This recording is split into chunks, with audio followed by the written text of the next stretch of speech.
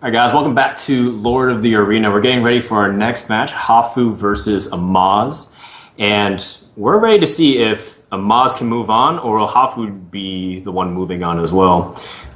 We kind of said right before the break that we think Amaz might be favored, but Hafu has kind of proven us and a lot of the doubters wrong once already in this tournament. So let's see what happens in this game here, Grip.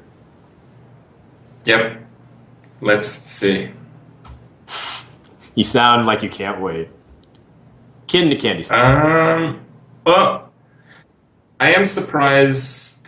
I will be surprised if either player starts going for the face because this matchup is entirely about the board.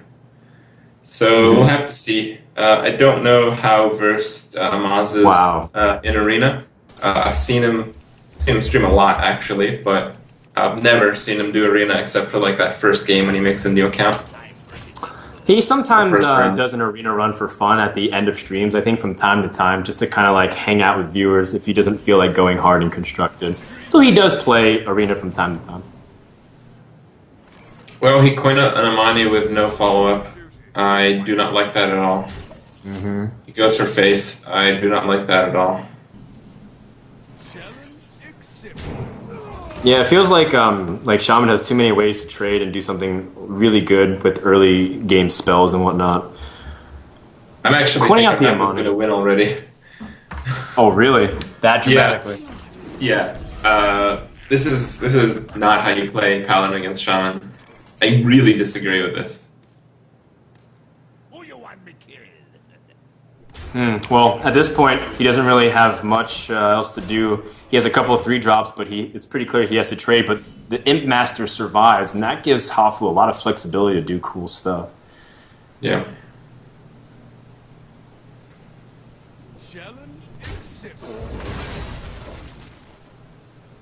Like, the longer Imp Master stays alive, it just feels like, you know, it's like you have 2 hero powers in a way if you're playing Shaman. Because you just get to summon so many things, and it just builds up with so much momentum. Like, it's going to be really hard unless he has a consecration right now. Oh, okay. Ooh. Something good. Something good.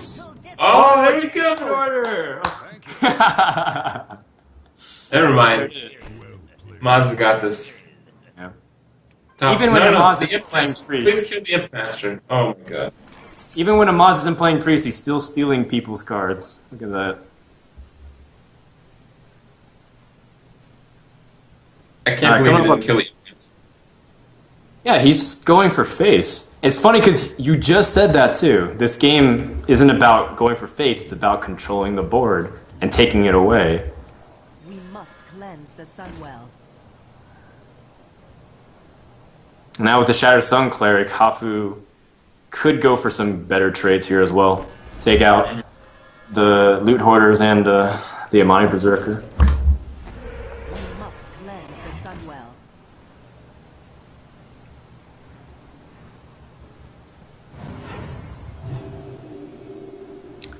I think Amaz is really going to want to draw into his like consecrations and stuff, but it's funny, neither of them have their AoE clears. Hafu does not have an AoE clear. Yeah, period.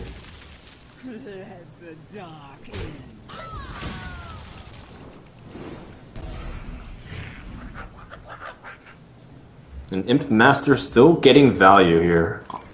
Very nice for Hafu. Amaz picks up Blessing of Kings, not really applicable here. Oh, this is where you True Silver down that Shadow Sun and drop a 1/1. But this is kind of the issue, like, yeah, True Silver doesn't have enough mana. Oh, he doesn't have mana. Yeah. True Silver is used for like creatures and stuff, but it doesn't. Oh, taunt totems. Yeah, it's nice. it's not enough to really push for damage. So the fact that he went for some early damage at the beginning is not really going to pay off at all, where he could have been making some trades that were much, much better. Yeah, he would have had a stronger board, essentially. Especially with some of the quality of cards in his hand, like Defender of Argus and whatnot. I think he could have really set up a pretty strong board by now.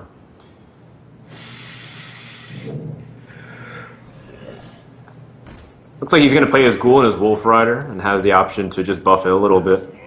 Probably save the charge on his True Silver. Unless he feels liberal with it because he has a second one, but that's not, I mean, it's not really what you want to do.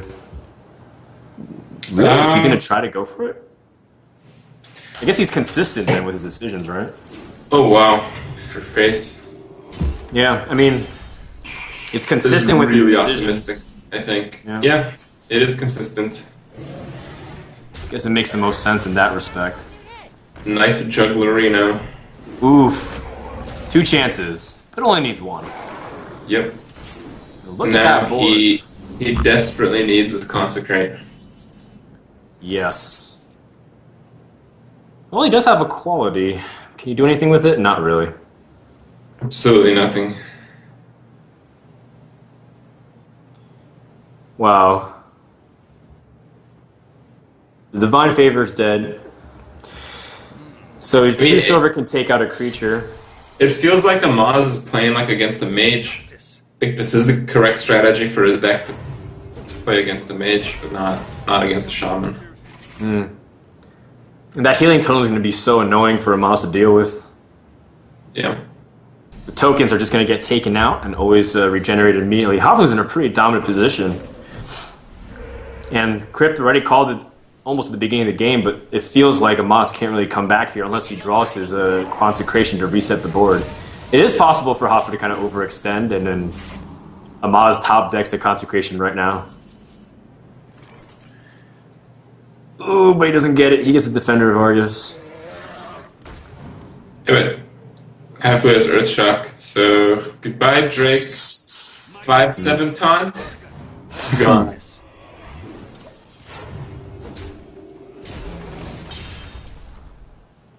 Oh man. Alright, let's see what Hafu gets. The Earthshock does allow her to play the Ogre Magi as well, even though it is a lot more expensive. And that can make Amaz feel good. He's kind of uneasy in his seat, waddling back and forth. I wouldn't be comfortable either if I was in his position. Yep. I think if he went for pure board control, he would have probably about equalized. He has cards that are very good for the board, like Equality and Kings and 2 Arguses, but they're not strong enough by themselves.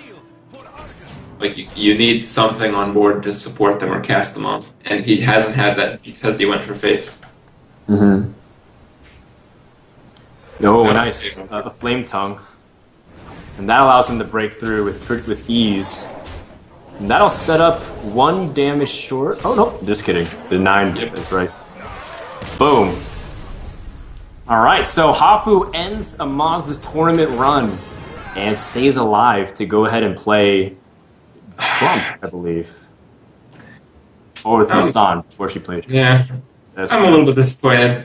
I thought Amaz would kind of play the game I was hoping to see, like the Shaman Pally control game, which is usually like drawn out and you get to see like a lot of cool late game plays, but that didn't happen. Oh well. Yeah, he went for the face from the very beginning. And I guess at one point he just kind of kept it consistent, but he felt really flat. Like it wasn't even like a close case where it was like sub 10 health and maybe he could top deck something. It was just stopped at like 16, 17 HP. And you have to keep in mind that he also MC Tech landed on the best creature as well. Right, so, the Loot Hoarder.